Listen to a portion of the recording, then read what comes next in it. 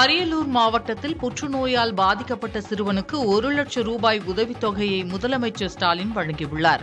கோவிந்தபுத்தூர் கிராமத்தைச் சேர்ந்த விவசாய கூலி தொழிலாளியான மணிகண்டன் ராதிகா தம்பதியின் 7 வயது குழந்தையான மதன்ராம் புற்றுநோயால் பாதிக்கப்பட்டு 6 ஆண்டுகளாக புதுச்சேரி ஜிப்மர் மருத்துவமனையில் சிகிச்சை பெற்று வருகிறார்.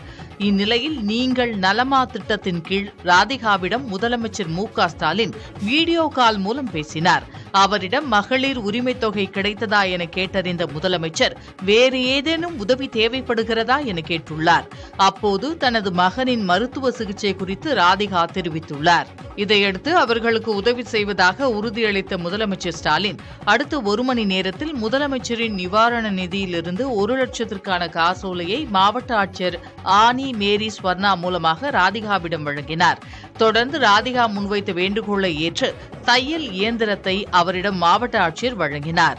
முதலமைச்சரிடம் பேசிய சில மணி நேரத்தில் உதவி கிடைத்துள்ளதாக ராதிகா நெகிழ்ச்சியடைந்தார்.